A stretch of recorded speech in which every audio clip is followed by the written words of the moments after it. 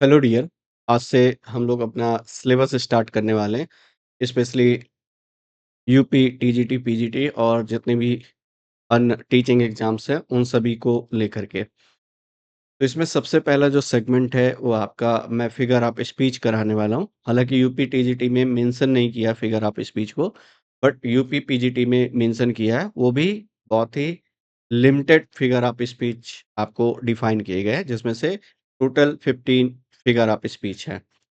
Before going to start this segment मैं आपको एक क्लियर बात बता दूं कि ये जो सेगमेंट हम इंग्लिश लिटरेचर का स्टार्ट करने जा रहे हैं, बहुत ही क्वालिटी कंटेंट के साथ स्टार्ट करने जा रहे हैं, क्योंकि इसमें बहुत सारा वर्कआउट है।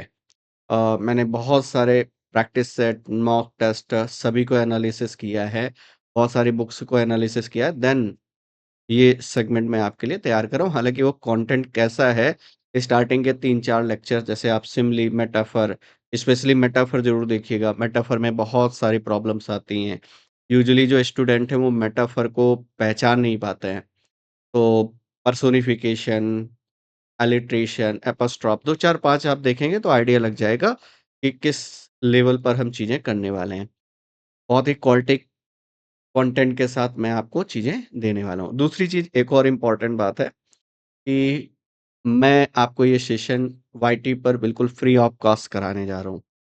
हालाँकि ये जो सेशंस हैं टोटली फ्री ऑफ कॉस्ट हैं।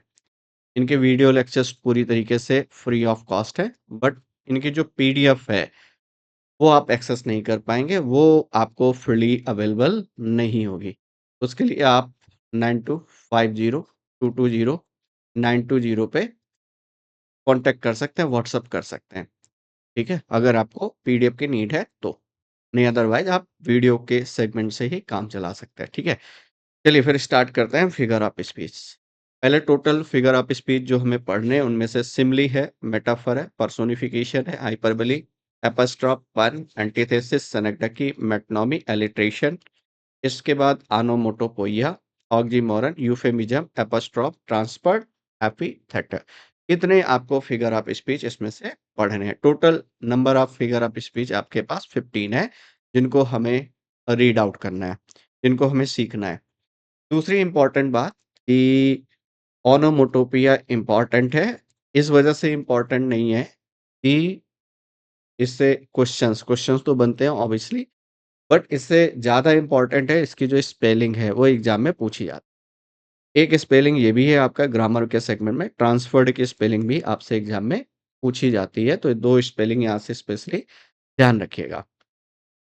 बाकी अगर आप देखेंगे तो टोटल जो फिगर ऑफ स्पीच है, जो आपको पढ़ने चाहिए, वो total figure of speech near about ये 15 है, जो पहले के सिलेबस के अकॉर्डिंग है। बट मैं उसके अकॉर्डिंग अगर आप कहेंगे तो देखिए इनमें स्टार मार्क किया है, वो केवल आपके सिलेबस में है, बाकी रिमेनिंग आपके सिलेबस में नहीं है।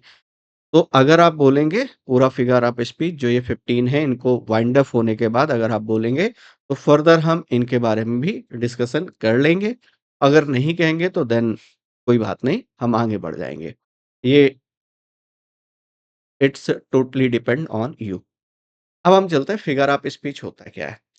Figure of speech basically ordinary expression नहीं होता है। अरे ये ऑर्डिनरी एक्सप्रेशन नहीं है। ये एक extra ordinary way of expression है।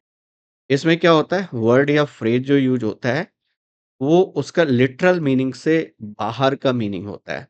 अ वर्ड और phrase used out of its literal meaning. जो लिखा है ज़रूरी नहीं है वही मीनिंग हो। किसी चीज़ को हम बोलते हैं फिगर ऑफ स्पीच, है ना? कह रहा है an expression used in different way, दूसरे तरीके से यूज किया जाता है। Usual meaning in order to create a particular mental picture effect, एक तरीके के इफेक्ट को क्रिएट करने के लिए हम ऐसा करते हैं। तो फिलहाल डेफिनेशन तो आपके एग्जाम में नहीं पूछी जाएगी। आज जो फिगर ऑफ स्पीच हम करने जा रहे हैं that will be simply starting से हम स्टार्ट करते हैं। इसको समझने के लिए पहले आपको ये वाली बात समझनी पड़ेगी कि मैंने कहा इसमें क्या होता है, सबसे पहली चीज कंपैरिजन होती है। कंपैरिजन होती है और कंपैरिजन के लिए आपके पास 2 ऑब्जेक्ट्स होने चाहिए, ठीक है? और ये दोनों ऑब्जेक्ट एक दूसरे से डिफरेंट होने चाहिए, डिफरेंट होने चाहिए। और तीसरी बात आपको, ये तो बेसिक बात है, इज़, लाइक या सो का आप यूज़ करते हैं कंपैरिजन के लिए। ये 3 बातें आपको याद रखनी है। जैसे मैंने कहा शी इज़ लाइक, अब लाइक लगा है यहाँ पर, वह अपनी माँ के समान है। लेकिन यहाँ पर एक प्रॉब्लम है, पता है क्या? ये जो लाइक तो लगा है, बट यहाँ पर सिमिली नहीं है। क्यों नहीं है? क्योंकि यहाँ पर सी की कंपैरिज़न आप हर मदर से कर रहे हो। सी ह्यूमन बीइंग है, हर मदर भी ह्यूमन बीइंग है और मैंने कहा 2 डिफरेंट टाइप के ऑब्जेक्ट्स होने चाहिए। ये वाली बात यहाँ से ध्यान रखिएगा। जैसे मैंने कहा he is as agile as monkey, वो इतना फुर्तीला है जितना कि एक मंकी। अब आपने कहा ही ह्यूमन बीइंग है और मंकी जो है ये एक एनिमल है। 2 अलग-अलग ऑब्जेक्ट्स हैं। यहाँ पर आप ह्यूमन बीइंग को ले रहे हो और यहाँ पर आप मंकी को ले रहे हो। तो 2 अलग-अलग इसीलिए मैंने कहा पहले वाले में सिमिली नहीं है, दूसरे वाले में सिमिली है।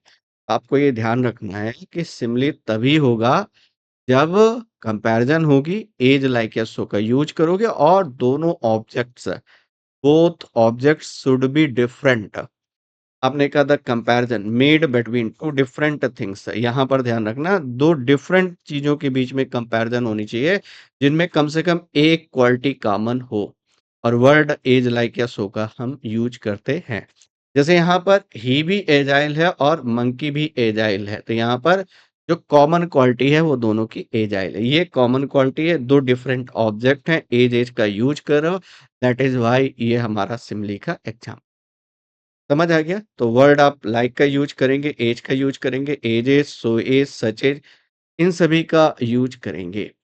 जो सबसे इम्पोर्टेंट बात है कि every simile is a comparison हर एक सिमिली जो है वो एक कंपैरिज़न है, बट हर एक कंपैरिज़न सिमिली नहीं है, but every comparison is not a simile.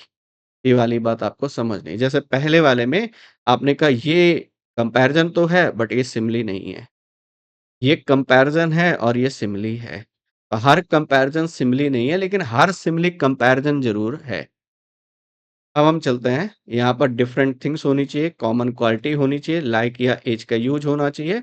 जैसे आपने कहा this house is as old as the hills. अब आपने कहा एक ऑब्जेक्ट हाउस है, दूसरा हिल्स है और दोनों की एक कॉमन क्वालिटी है कि दोनों ओल्ड हैं। ये हाउस उतना ही पुराना है जितनी कि हिल्स है। सिमिली का एग्ज़ाम्पल है। This sings like a bird वो ऐसे गाती है जैसे कि एक बर्ड गाती है। इसका मतलब सी और बर्ड के बीच में कंपैरिजन है, लाइक का यूज़ करो simile. He fought like a lion देखिए सिमिली को आइडेंटिफाई करना ईज़ी है, लेकिन जैसे आप मेटाफर की तरफ मूव ऑन करेंगे तो फिर आपकी टफनेस बढ़ने लगेगी, चूँकि मेटाफर में टाइप्स भी आपको देखने को मिलते हैं, है ना? अच्छा एक और क्वेश्चन है, क्या सिमिली को मेटाफर में हम कन्वर्ट कर सकते हैं? ये आपके लिए क्वेश्चन है। क्या हम सिमिली को मेटाफर में कन्वर्ट कर सकते हैं? और क्या हम मेटाफर को सिमिली में कन्वर्ट कर सकते हैं? ये आपके लिए question. He fought like a lion वो एक शेर की तरीके लड़ा। तो 2 अलग-अलग ऑब्जेक्ट्स हैं, लाइक का यूज़ करो। They were fighting like cats and dogs वो ऐसे लड़ते हैं जैसे कुत्ते-बिल्ली फाइट करते हैं। तो अगेन देखिए कंपैरिज़न आप कैट्स एंड डॉग्स से यूज़ करो, लाइक यूज़ करो। एन एमराल्ड, एमराल्ड का मतलब होता है green stone in a ring, in a ring. तो रिंग में लगा हुआ जो ग्रीन स्टोन है, वो उतना ग्रीन है जितनी कि ग्रास। आप ये कह सकते हो जो स्टोन है इनडायरेक्टली केवल इतना है, आप कह लीजिए जो स्टोन है, वो इतना ग्रीन है जितनी कि grass. A sapphire skies is blue is heaven. Sapphire का मतलब क्या होता है? ये होता है ब्लू स्टोन। जैसे वो ग्रीन स्टोन है, ऐसे ये ब्लू स्टोन है। सपायर का मतलब होता है ब्लू स्टोन। वह ऐसे चमकता है, ऐसे शाइन करता है जितना कि जैसे कि एक ब्लू आसमान शाइन करता है, सेम वैसे सपायर भी जो है वो शाइन करता है। होप सो क्लियर हो गई बात। नेक्स्ट एग्ज़ाम्पल देखते हैं। A ruby red is blood ruby उतना ही रेड है जितना कि blood. A flint lies in the mud flint का मतलब होता है बेसिकली एक टाइप का स्टोन। फ्लिंट मतलब टाइप ऑफ स्टोन। एक स्टोन जो है लाइज़ पड़ा हुआ है इन द मड मड में, कीचड़ में। अब ये सिमिली का एग्ज़ाम्पल नहीं है। क्यों नहीं है? क्योंकि इसमें आपने फ्लिंट की कंपैरिज़न मड से नहीं की है। दूसरी एक और बात, इज़ लाइक या सो का यूज़ आपने नहीं किया। अब यहाँ से थोड़े-से आपके जो सिलेबस है उसके अकॉर्डिंग कई सारे एग्ज़ाम्पल्स मिलेंगे। जैसे पहला जो एग्ज़ाम्पल है ये डैफ़ोडिल्स का है। डैफ़ोडिल्स विलियम वर्ड्सवर्थ की पोएम है विलियम वर्ड्सवर्थ की पोएम है, डैफोडिल्स वो सरसों के पुष्प हैं, उनको लेकर के लिखते हैं कि आई वंडर्ड ये हालाँकि पहली लाइन ही टाइटल भी है उनकी पोएम का, I wonder lonely as a cloud मैं बादलों की भाँति इधर-उधर भटकता रहा। आई पोएट है और क्लाउड, आई की कंपैरिज़न क्लाउड से कर रहे हो, आई उतना ही लोनली है जितना कि क्लाउड। ये सिमिली का example that floats on over vales and hills. Cloud जो कि फ्लोट कर रहे हैं, तैर रहे हैं, वेल्स के ऊपर, घाटियों के ऊपर और हिल्स के ऊपर वो फ्लोट कर रहे हैं। When all at once I saw a crowd, all at once का मतलब अचानक होता है। ऑल एट वन्स मीन्स होता है अचानक, सडनली। जब हमने अचानक क्या देखा? A crowd I saw a crowd, एक भीड़ को देखा और वो भीड़ किसकी है? A host of golden daffodils, वो डैफोडिल्स की भीड़ है। डैफोडिल्स की क्राउड है। अ होस्ट ऑफ का मतलब होता है a number of. A host of means होता है अ नंबर ऑफ। तो तादाद में थे, अच्छी खासी तादाद में वो गोल्डन डैफोडिल्स सरसों के पुष्प दिखाई पड़ रहे थे। कॉन्टिन्यूअस लगातार as the stars that shine, same वैसे शाइन कर रहे थे जैसे स्टार शाइन करते हैं। लगातार कॉन्स्टेंटली वैसे शाइन कर रहे थे जैसे स्टार शाइन करते हैं।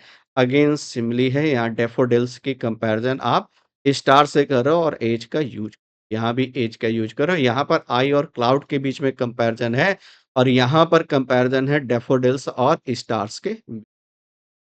लाइक ये पोएम आगे भी है and the twinkle on the milky way, twinkle मतलब चमकना होता है, मिल्की वे में वो चमक रहे हैं।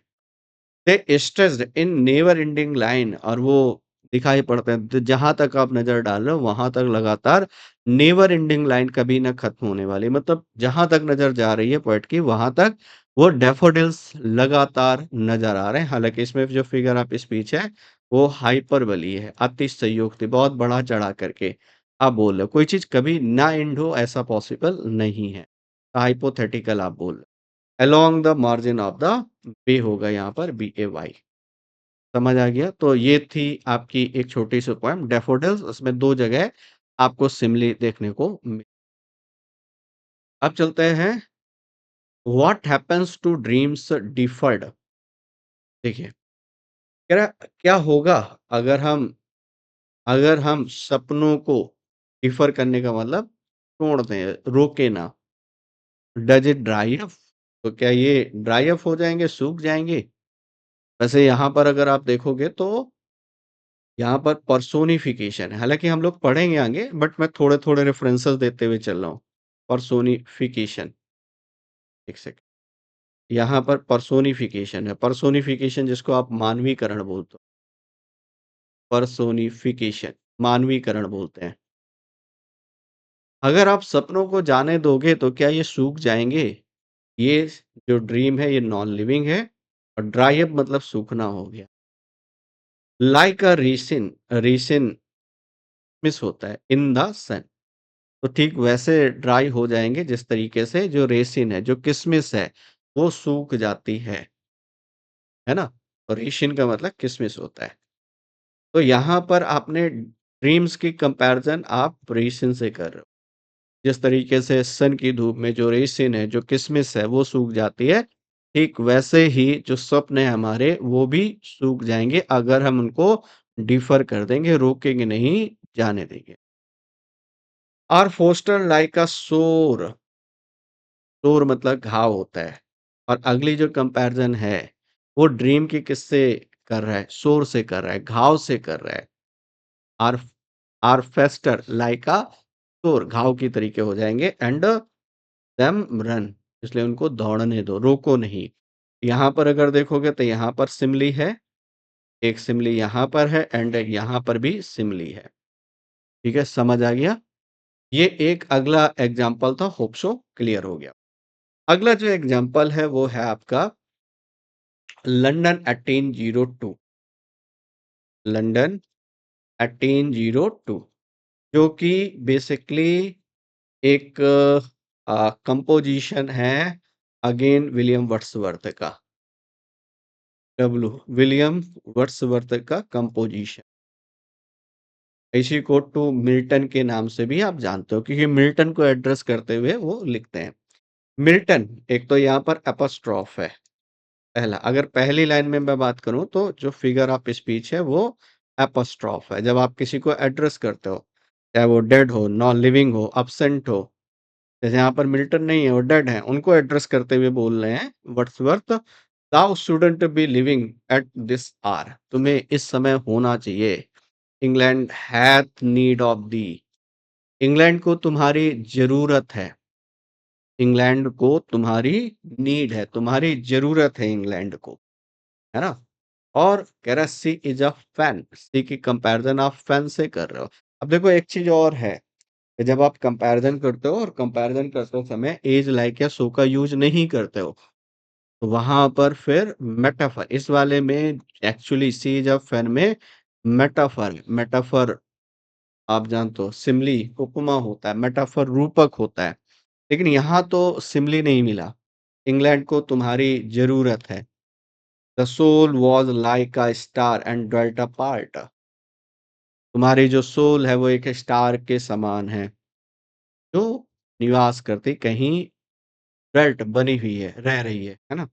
Thou hadst a voice जिसकी जो वॉइस है whose sound was like the sea जिसकी जो वॉइस है वो समुद्र के समान है और जिसकी सोल जो है वो स्टार के समान है। Again simile pure is the naked heavens majestic free तो ठीक उसी तरीके से है जिस तरीके से नेक्ड heavens है। नेक्ड heavens का मतलब है आसमान जो कि नेकेड है, विदाउट क्लॉथ्स है, नंगे आसमान के तरीके बिल्कुल प्योर है। तो इनकी जो सोल है वो बिल्कुल नेकेड heavens जो हैं उनके समान बिल्कुल प्योर है और मैजेस्टिक फ्री गरिमामयी है। अगेन यहाँ पर सिमिली का एग्जाम्पल है। तो इन 3 लाइन में आप देख रहे हो बैक टू बैक हम सिमिली का यूज़ कर रहे हैं। अब अगर एक छोटा-सा टर्म आप देखोगे तो कई बार इस टाइप के क्वेश्चन भी देखने को मिलते हैं। 1 सेकंड रुकिएगा।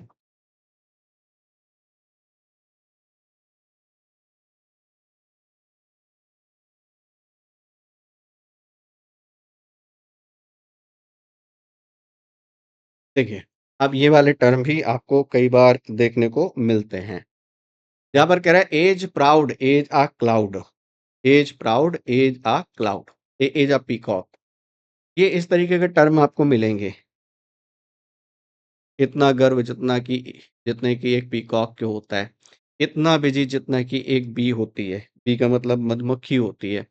कई बार तो ये directly fill in the blank में क्वेश्चन देखने को मिल जाते हैं आपको, है ना? तो दोनों चीज़ें आपको समझनी पड़ेंगी। हो सकता है कि ये आपको शिमले में पूछ ले, हो सकता है फिल इन द ब्लैंक में पूछ ले। ऐसे देगा एज, बिजी, एज, अब यहाँ पर 4-5 example peacock, crystal, bee, monkey ऐसे दे देगा।